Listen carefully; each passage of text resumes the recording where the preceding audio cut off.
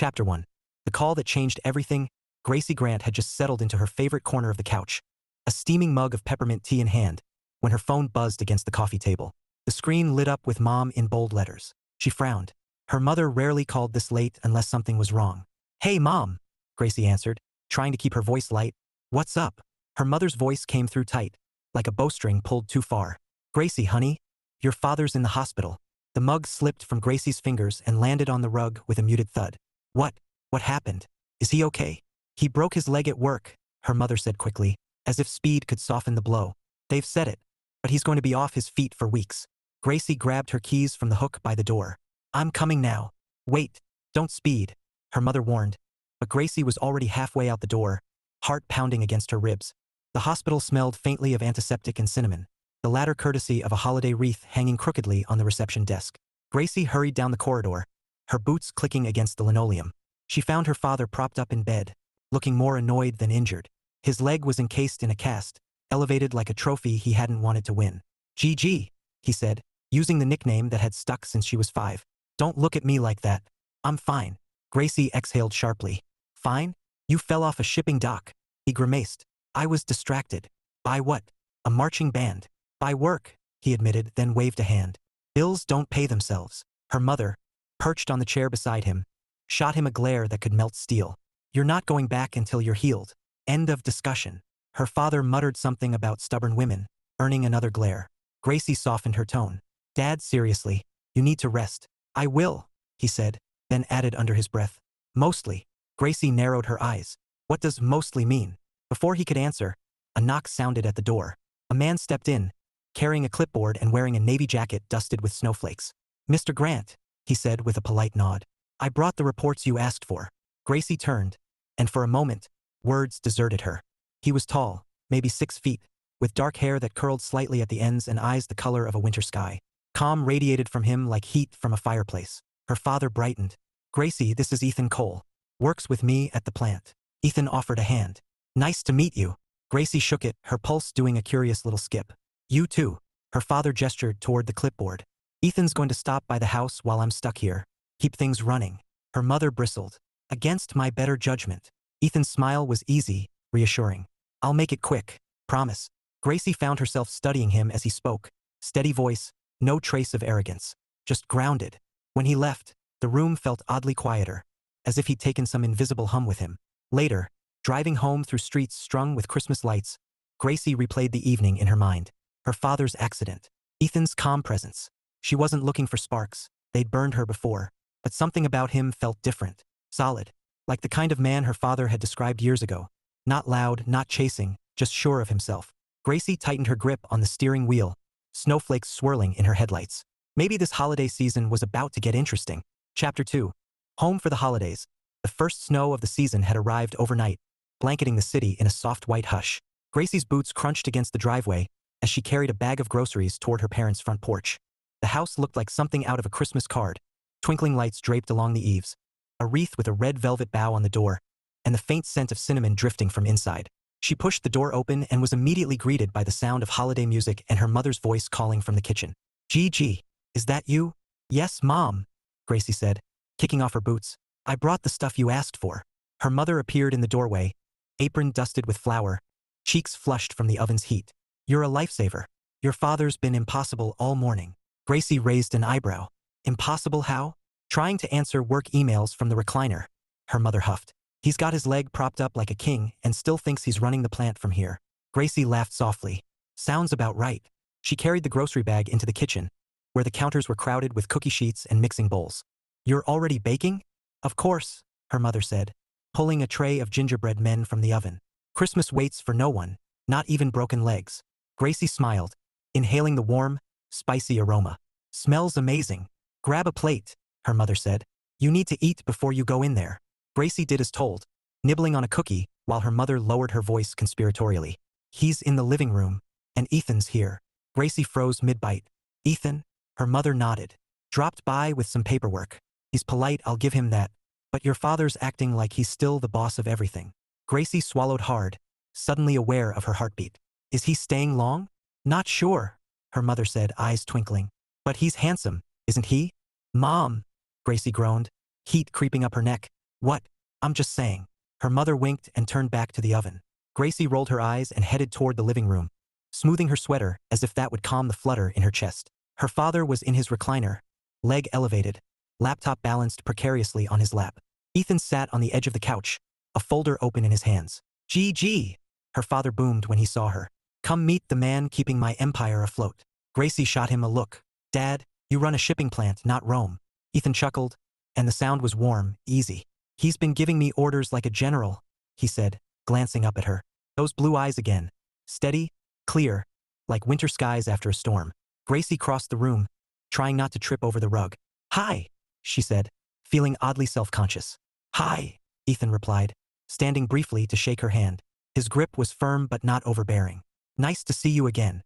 "You too," she said, and meant it. Her father waved a hand. "Ethan's making sure the holiday shipments go out on time. Can't have people missing their Christmas presents." Gracie perched on the arm of the couch. "Sounds like a lot of pressure." Ethan shrugged lightly. "It's busy, but manageable." Her father snorted.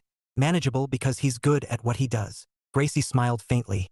Her father wasn't one to hand out compliments easily. Ethan closed the folder and set it aside. "I should get going soon. Don't want to overstay my welcome." "You're fine," her father said. "GG, show him the porch lights before he leaves. Tell me if they look crooked." Gracie blinked. "The porch lights," her father grinned. "Humor me." Outside, the air was crisp, carrying the scent of pine from the wreath. Gracie tugged her coat tighter as Ethan followed her onto the porch. "They look straight to me," she said, glancing at the string of lights twinkling along the railing. Ethan studied them for a moment, then smiled. "Perfectly straight. Your dad just needed an excuse to send us out here." Gracie laughed softly. "Sounds like him."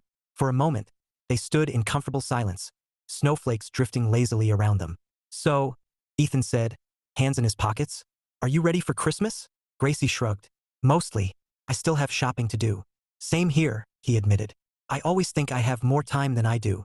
She smiled. "Story of my life." Their eyes met, and something unspoken passed between them. Warmth, curiosity, maybe the first flicker of something more. Ethan cleared his throat. "Well, I should let you get back inside." Gracie nodded, though part of her wished he'd stay a little longer. "Thanks for helping my dad." "Of course," he said simply. "He's a good man." Her chest tightened at the phrase. A good man. The kind her father had told her about. As Ethan walked down the steps, Gracie watched him go, snow crunching under his boots, and wondered why her heart felt lighter than it had in months. Back inside, her mother was humming along to Bing Crosby, and her father was pretending not to smirk. Gracie grabbed another cookie, ignoring the knowing look her mother shot her way. Maybe this holiday season really was going to be different. Chapter 3. The first encounter that mattered. Saturday morning arrived with a sky the color of pewter and a promise of more snow. Gracie pulled her scarf tighter as she stepped out of her car, balancing a tray of coffee cups and a bag of pastries. Her parents' driveway was already dusted white, tire tracks marking where someone had parked earlier. She frowned.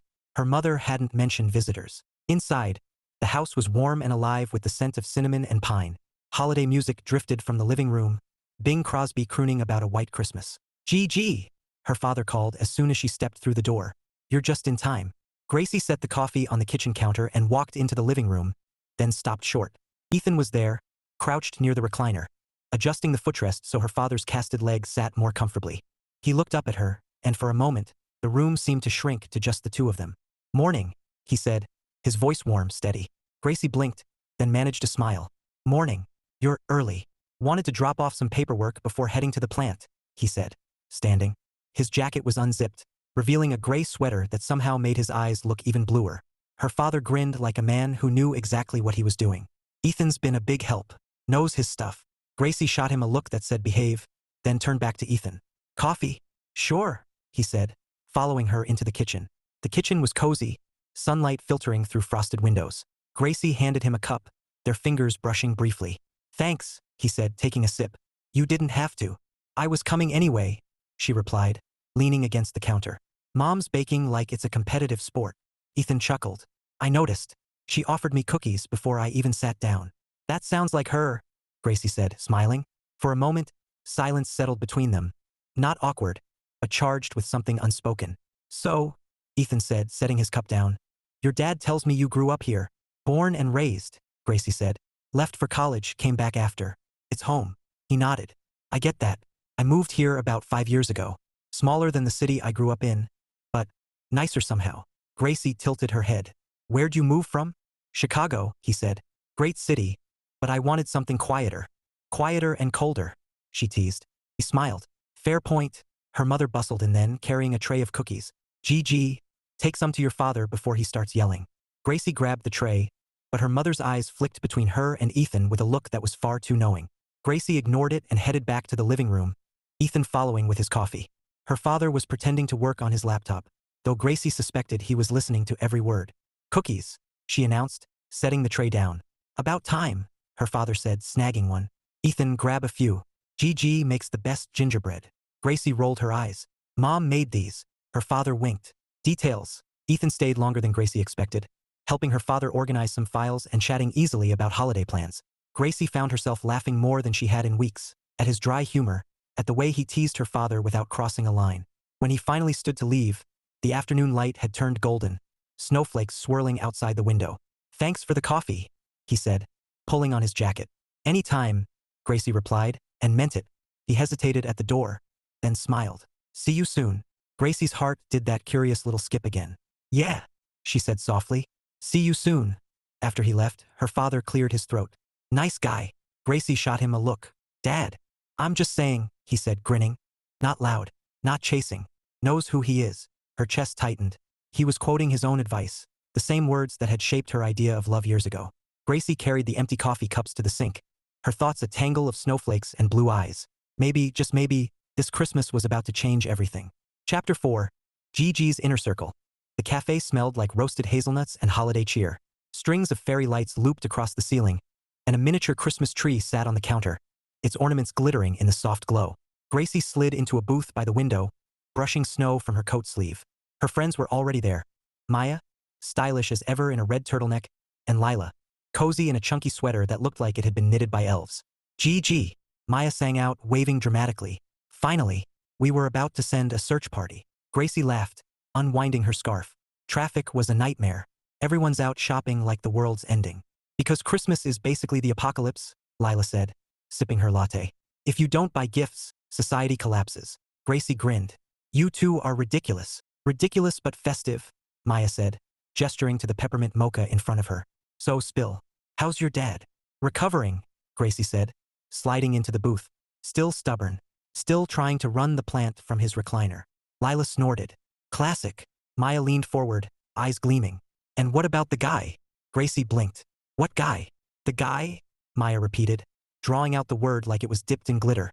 Tall dark hair, blue eyes. Your mom texted me. Gracie groaned. Of course she did. Lila perked up. Wait, there's a guy? Why am I just hearing about this? There's not a guy, Gracie said firmly. He's just helping my dad with work stuff. Maya smirked. Helping your dad. Sure. That's how all the Hallmark movies start. Gracie rolled her eyes. This is real life, not a movie. Real life can be romantic, Lila said, wagging a finger.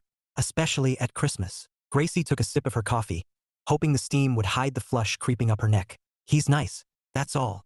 Nice how? Maya pressed. Gracie hesitated, then shrugged. Polite, calm, not flashy. Lila grinned. Sounds like your type. My type is a good man, Gracie said, echoing her father's words without thinking. Maya raised an eyebrow. Define good man. Gracie set her cup down, her voice softening. Someone steady, confident without being arrogant. Doesn't need attention to feel important. Lila sighed dreamily. Those are rare. Exactly, Gracie said. Which is why I'm not holding my breath. Maya smirked. You might want to start. Gracie laughed, shaking her head. You two are hopeless. The conversation drifted to holiday plans. Maya's annual ugly sweater party. Lila's obsession with baking 12 kinds of cookies. Gracie listened, smiling, but her thoughts kept circling back to Ethan. The way he'd smiled yesterday. The way his voice had sounded warm. Sure, like he knew who he was and didn't need to prove it.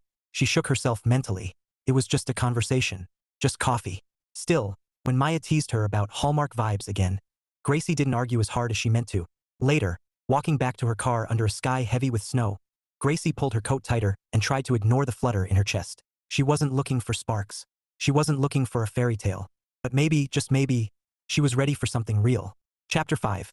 Unexpected errands. Sunday afternoon found Gracie navigating the aisles of Harrison's Hardware, a local store that smelled faintly of pine and sawdust. She had promised her mother she'd pick up extra extension cords for the outdoor lights and a new snow shovel before the next storm hit.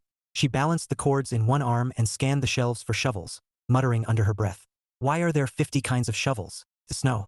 Not rocket science. Depends on who you ask, a voice said behind her, warm and amused. Gracie turned and nearly dropped the cords. Ethan stood there, hands in his jacket pockets, a faint smile tugging at his lips. His hair was dusted with snow, and his blue eyes seemed even brighter against the gray afternoon light filtering through the store windows. Hi, she said, trying to sound casual even as her pulse jumped. What are you doing here? Picking up salt for the plant, he said, holding up a bag as proof. And maybe a shovel for myself. Looks like winter's settling in. Gracie laughed softly. Tell me about it. I'm starting to think I need a degree in snow removal. Ethan chuckled, stepping closer to scan the row of shovels. Well, if you want my opinion, go for the one with the ergonomic handle. Saves your back. Gracie raised an eyebrow. You sound like a pro. Chicago winters, he said with a grin. Survival skills. She smiled, feeling the tension in her shoulders ease. Good to know. They stood side by side, comparing shovels like it was the most natural thing in the world. Gracie found herself noticing little things. The way Ethan's voice had that calm, steady cadence. The way he didn't rush her decision or try to impress her with unnecessary chatter. Finally, she picked a sturdy blue shovel and tossed it into her cart. Ergonomic handle. Approved by the expert. Ethan smiled. You'll thank me later.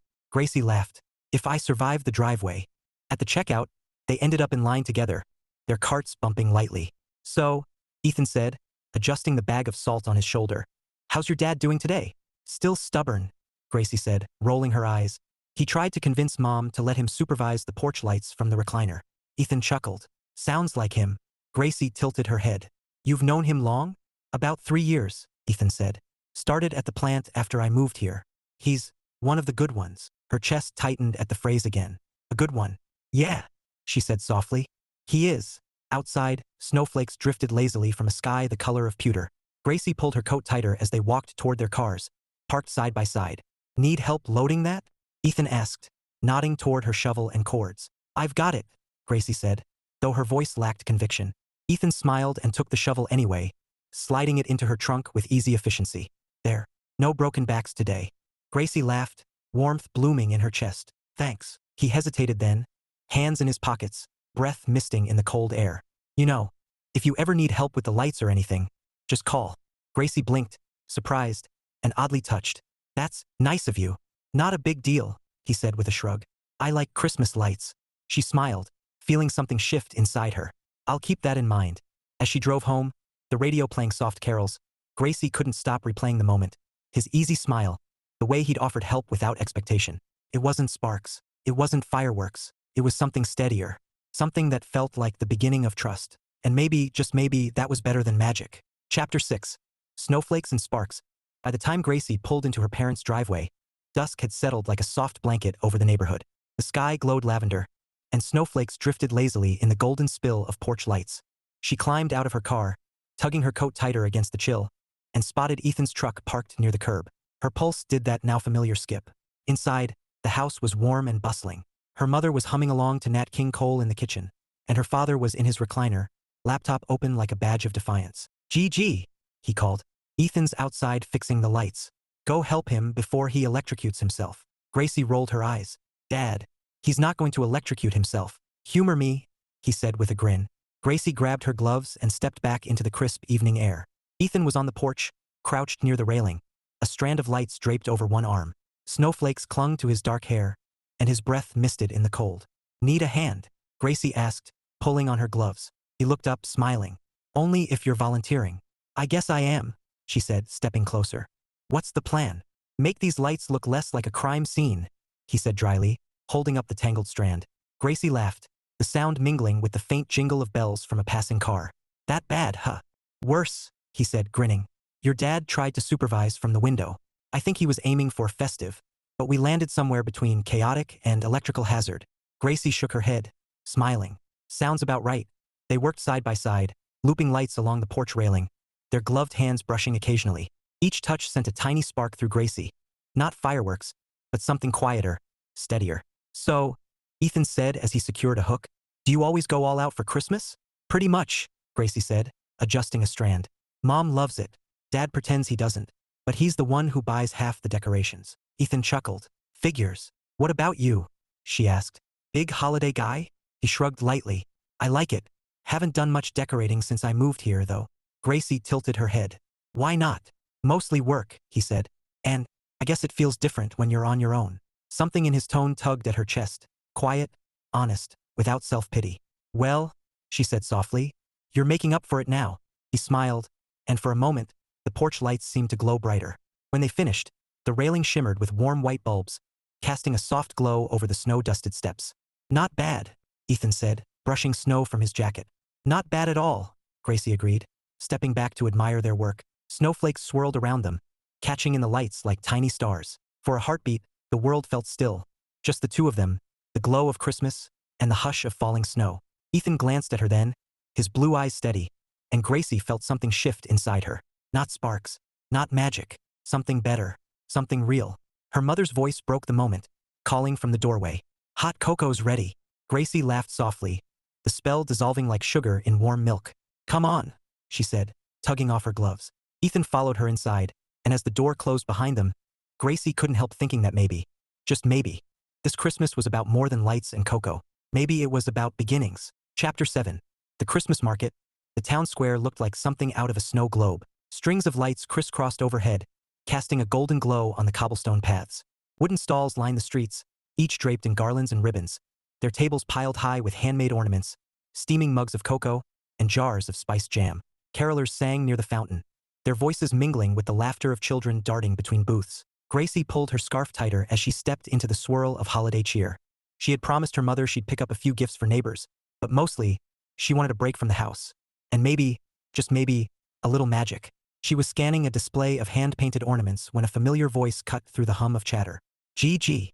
Gracie turned, and there he was, Ethan, hands tucked into his jacket pockets, snowflakes clinging to his dark hair like tiny stars. Her pulse did that now familiar skip. Ethan.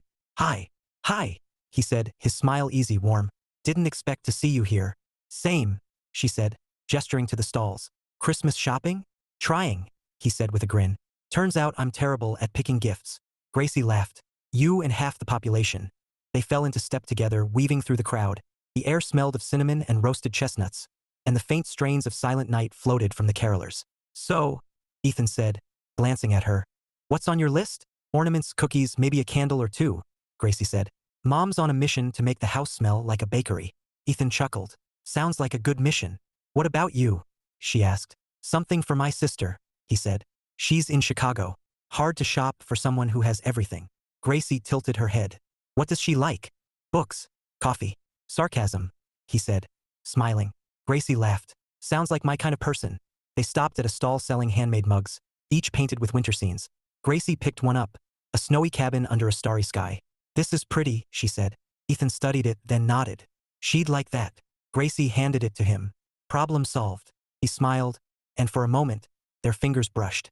The contact was brief, but it sent a quiet spark through her, a warmth that lingered even as she turned back to the display. Later, they found themselves at a cocoa stand, the air rich with chocolate and peppermint. Gracie ordered a peppermint mocha, Ethan a classic hot chocolate.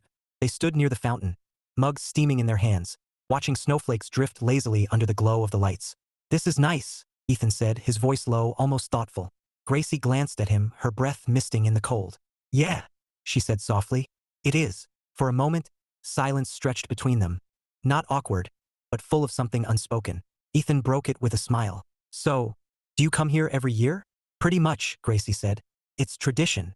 Good tradition, he said, his gaze steady. Gracie felt her chest tighten. Not in a bad way, but in that way that happens when something shifts, quietly but unmistakably. They wandered through the market until the carolers began their final song, laughter and music mingling in the crisp night air. When they reached the edge of the square, Ethan hesitated, his breath curling in the cold. Thanks, he said, his voice warm, for the help and the company. Gracie smiled, her heart doing that curious little skip again. Anytime. He held her gaze for a beat longer than necessary, then smiled and walked toward his truck, snow crunching under his boots.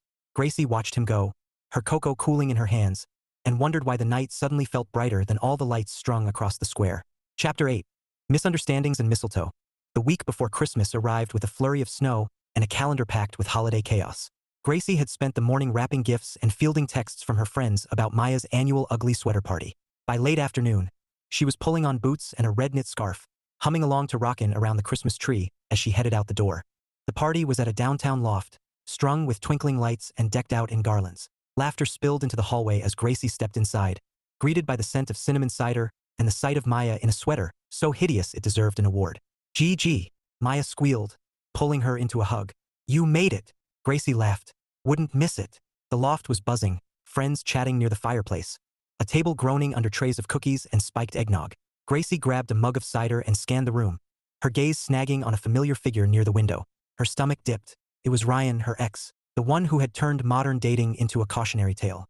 He was laughing with a group, wearing that same easy grin that had once fooled her into thinking he was genuine. Gracie stiffened, willing her pulse to settle. She hadn't seen Ryan in over a year. She'd moved on, or at least she thought she had. Before she could retreat, Ryan spotted her. His smile widened, and he crossed the room like a man who still believed he had a claim. "Gracie," he said warmly, as if they were old friends instead of a cautionary headline. "Wow, you look great." "Thanks," she said, her voice clipped. "How've you been?" "Oh, he said with a shrug. "Busy. Work's crazy. But hey, maybe we could catch up later." Gracie opened her mouth to decline politely, but Maya swooped in, oblivious to the tension. "Ryan, you should join us for the gift exchange." Ryan grinned. "Sounds fun." Gracie forced a smile, but inside, her stomach churned. She needed air. She needed space. She slipped onto the balcony, the cold biting her cheeks, snowflakes swirling in the glow of string lights. She was leaning against the railing, trying to steady her thoughts, when her phone buzzed. A text from Ethan. "Hope you're surviving the holiday madness. Your dad says the porch lights are still perfect." Gracie smiled despite herself, thumbs flying. Barely surviving. At Maya's party, ugly sweaters everywhere. His reply came quickly. "Sounds terrifying. Want me to send backup?" She laughed softly, typing back. Tempting. For a moment the tension eased, until the balcony door opened behind her. Ryan stepped out, hands shoved in his pockets, that same practiced smile on his face. "Needed a break?" he asked. Gracie stiffened. "Just some fresh air." He moved closer, too close. I've been thinking. Maybe we ended things too soon." Gracie stared at him, incredulous. "Ryan, I've changed," he said smoothly. "Really, we could give it another shot." Before she could respond, the door opened again and Ethan stepped out. For a heartbeat, the world seemed to freeze. Snowflakes hung suspended in the glow of the lights. Ethan's gaze flicked from Gracie to Ryan, his expression unreadable. "Hey," Ethan said, his voice calm but cool. "Everything okay?" Gracie swallowed hard. "Yeah, fine." Ryan smirked, clearly enjoying the tension. "Just catching up." Ethan's jaw tightened almost imperceptibly. "Right?" Gracie felt heat flood her cheeks. "Ethan, this is—" "Don't worry about it," Ethan said, his tone polite but distant. "I should get going." And before she could stop him, he turned and disappeared into the swirl of laughter and music inside. Gracie stood frozen, her heart pounding. Ryan was still talking, something about second chances, but she barely heard him. All she could think about was the look in Ethan's eyes before he walked away. Not anger, not jealousy, disappointment, and somehow that hurt more than anything Ryan could say. She left the party early, ignoring Ryan's texts, her thoughts a tangled mess. By the time she pulled into her driveway, the snow had thickened, muffling the world in white. The porch lights glowed softly, perfect and steady, just like Ethan had left them. Gracie stood there for a long moment, staring at those lights, wondering if she'd just ruined something before it even began. Chapter 9. Clearing the air, Gracie stared at her phone for what felt like hours, the glow of the screen casting pale light across her bedroom. Snow fell steadily outside, muffling the world in silence, but inside her chest, everything was loud. Her heartbeat, her thoughts, the echo of Ethan's voice when he said, "Don't worry about it." She typed a message, deleted it, typed again, deleted that too. Finally, she set the phone down and pressed her palms to her eyes. Why was this so hard? Because it mattered. Because for the first time in years, someone had felt different. And now, thanks to Ryan and her own inability to explain, Ethan probably thought she was still tangled up in the past. Gracie exhaled sharply, grabbed her coat, and headed for the door. The drive to Ethan's place was quiet except for the soft hum of Christmas music on the radio. She didn't even know if he'd be home, but sitting in her room overthinking wasn't an option anymore. When she pulled up to his townhouse, the porch light glowed against the falling snow. A wreath hung on the door, simple, understated, like him. Gracie climbed the steps, her breath misting in the cold, and knocked before she could lose her nerve. The door opened, and there he was, Ethan, in a gray sweater and jeans, surprise flickering across his face. "Gracie," he said slowly. "Hey." "Hi," she said, her voice tight. "Can we talk?" He hesitated, then stepped aside. "Sure." Inside, the space was warm and neat, with a small tree in the corner strung with white lights. A mug sat on the coffee table, steam curling from its rim. Gracie stood near the doorway, suddenly aware of how fast her heart was beating. I wanted to explain."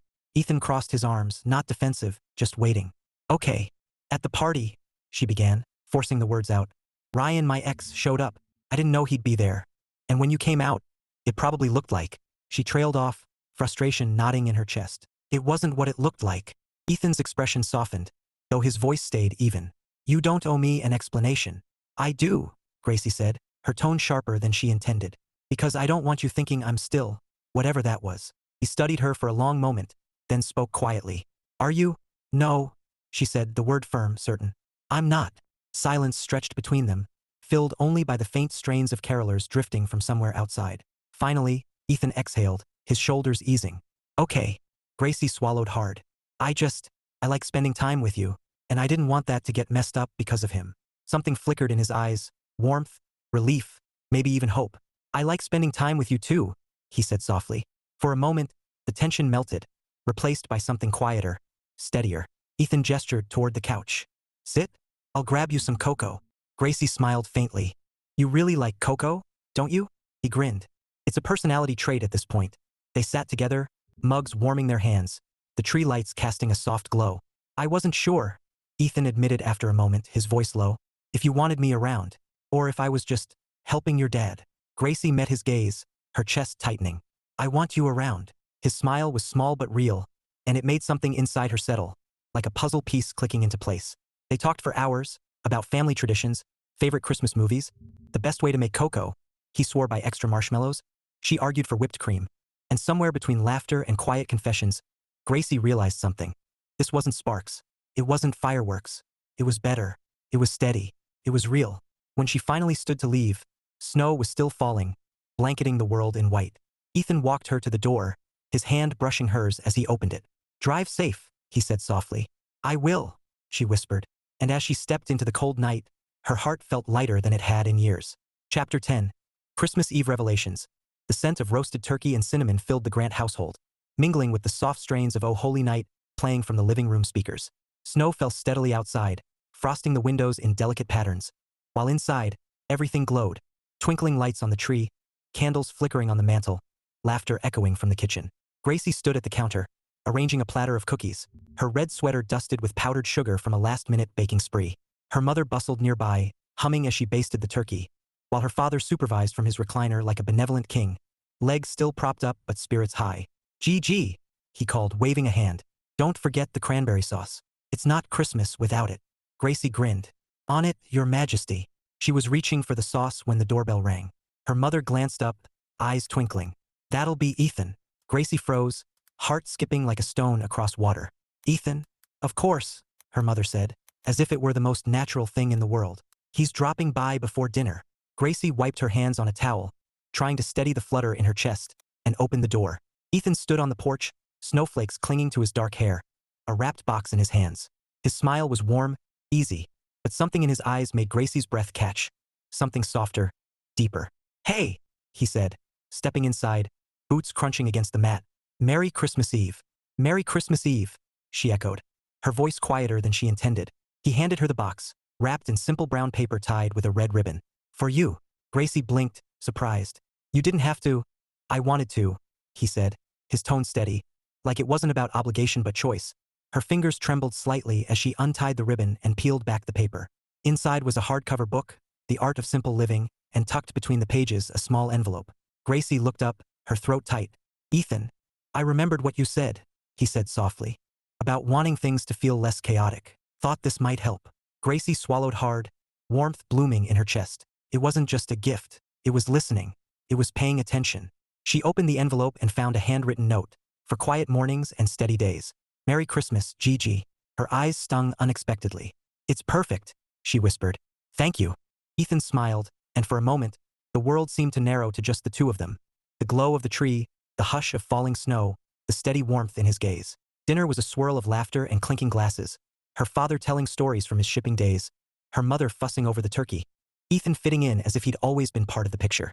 Gracie watched him across the table, the way he listened more than he spoke, the way his smile reached his eyes, and something inside her settled. This wasn't sparks. It wasn't fireworks. It was better. It was steady. It was real. Later, when the dishes were done and the house had quieted, Gracie walked Ethan to the door. Snow drifted softly under the porch lights, blanketing the world in white. "Thanks for coming," she said, her voice low. "Thanks for letting me," he replied, his breath misting in the cold. For a moment, they stood there, silence stretching. Not awkward, but full of something unspoken. Then Ethan reached out, his fingers brushing hers, tentative but sure. "Gracie," he said softly, "I don't want this to end when the holidays do." Her heart thudded, and she met his gaze, steady and blue and certain. "I don't either." His smile was small but real, and when he leaned in, the kiss was gentle, warm, like everything about him. No rush, no games, just something that felt like home. Inside, the tree lights glowed, and outside, snow fell like blessings from a quiet sky. And for the first time in years, Gracie believed in Christmas magic. Not the kind in movies, but the kind that feels like trust, like hope, like love that lasts. Chapter 11. Midnight Magic. The clock struck midnight as Gracie stepped outside, the cold air wrapping around her like a whisper. The world was hushed, blanketed in fresh snow that shimmered under the glow of streetlights. Behind her, the house was warm and bright, laughter lingering like the echo of a song. But she needed a moment to breathe, to let the night settle in her bones. She tugged her scarf tighter and started down the walkway, boots crunching softly against the snow. The sky above was velvet black, scattered with stars, and the quiet felt almost sacred. "Gracie." She turned, heart skipping, and there he was, Ethan, standing at the edge of the porch, his breath misting in the cold, his blue eyes steady in the soft light. "You're leaving?" he asked, his voice low. "Just walking," she said, smiling faintly. "Needed some air." He hesitated, then stepped down, his boots crunching in rhythm with hers. "Mind if I join?" Gracie shook her head, warmth blooming in her chest despite the chill. "Not at all." They walked in silence for a while, the snow falling like blessings from a quiet sky. Houses glowed with Christmas lights, wreaths hanging on doors, the faint strains of carols drifting from somewhere far off. It felt like a scene from a storybook. But this wasn't fiction. This was real, and that made it better. Finally, Ethan spoke, his voice soft but certain. "Tonight was good." Gracie glanced at him, her breath curling in the cold. "It was." He looked ahead, his expression thoughtful. "I wasn't sure, if I should come. If you wanted me there." Gracie's chest tightened. "I did," she said quietly. "I wanted you there." His gaze met hers then, steady and blue and full of something that made her pulse trip. "I'm glad." They reached the park at the end of the street, its benches dusted with snow, the fountain frozen into a sculpture of ice. Twinkling lights wrapped around the trees, casting a soft glow that turned the night into something magical. Ethan stopped near the fountain, his breath misting in the glow. "Gracie," he said, and her name sounded different in his voice, like a promise, like a prayer. "I don't want this to be just holiday magic." Her heart thudded, and she swallowed hard. "Me neither." He stepped closer, snow crunching under his boots, and for a moment, the world seemed to hold its breath. "I like you," he said simply, honestly. "More than I expected. More than I've let myself in a long time." Gracie felt something inside her shift, quiet, certain, like a puzzle piece clicking into place. "I like you too," she whispered, "and I don't want this to end when the lights come down." His smile was small but real, and when he reached for her hand, his touch was warm despite the cold. "Then let's not let it." The kiss was gentle, unhurried, like everything about him. Steady, sure, no games, no rush, just something that felt like home. Around them, snow fell in soft spirals, lights twinkled like stars, and for the first time in years, Gracie believed in magic. Not the kind in movies, but the kind that feels like trust, like hope, like love that lasts. They walked back hand in hand, the night wrapping around them like a secret, and Gracie knew. This wasn't a chapter. This was the beginning of the story she'd been waiting for. Chapter 12. New Year, New Beginnings. New Year's Eve arrived draped in silver and anticipation. The city sparkled under a fresh layer of snow, lights twinkling from every window, as if the world itself was celebrating. Gracie stood in front of her mirror, smoothing the sleeve of her midnight blue dress, her heart fluttering like the countdown clock ticking toward midnight. She wasn't nervous, not exactly. But this was their first official date. Not porch lights, not Coco in her parents' kitchen, not chance encounters at the hardware store. This was intentional. This was them. Her phone buzzed with a text. "Ethan, outside when you're ready." Gracie smiled, slipped on her coat, and stepped into the crisp night air. His truck waited at the curb, headlights glowing against the snow. When she opened the door, Ethan looked up, and for a moment, everything else fell away. "You look." He paused, his breath misting in the cold. "Beautiful." Heat bloomed in her cheeks. "Thanks. You clean up pretty well yourself." He grinned, and just like that, the tension eased, replaced by something warm and steady. They drove through streets strung with lights, carols drifting faintly from passing houses. The restaurant was a cozy bistro downtown, its windows glowing with candlelight, garlands draped along the walls. Inside, the air smelled of rosemary and wine, laughter mingling with the soft hum of conversation. Ethan held the door for her, his hand brushing hers as they stepped inside. That simple touch sent a quiet thrill through Gracie.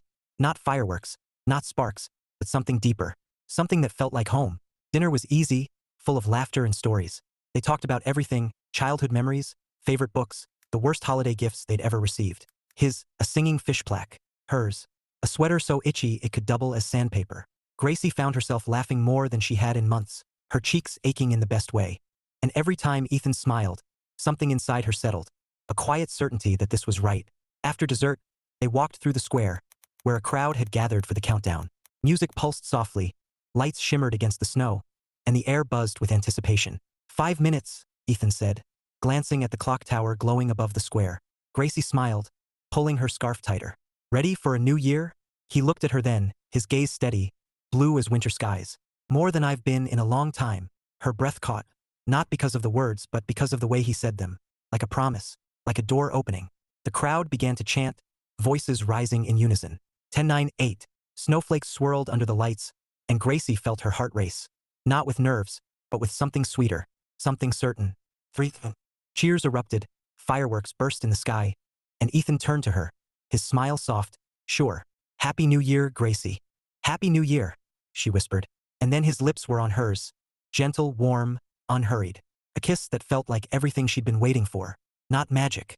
Not a movie moment. Something better. Something real. They walked back hand in hand, laughter mingling with the distant crackle of fireworks, and Gracie knew. This wasn't just a beginning. It was the start of something that could last. Chapter 13. Epilogue. A year later. Snow fell softly outside the cafe window, frosting the streets in white as Gracie stirred her latte, the scent of cinnamon curling in the air. The town square was alive with holiday cheer, garlands draped across lampposts, carolers singing near the fountain, laughter mingling with the hum of conversation. It was almost Christmas again. A whole year since that night under the twinkling lights when Ethan kissed her at midnight and everything changed. She glanced at the man across the table, his blue eyes crinkling at the corners as he smiled at something on his phone.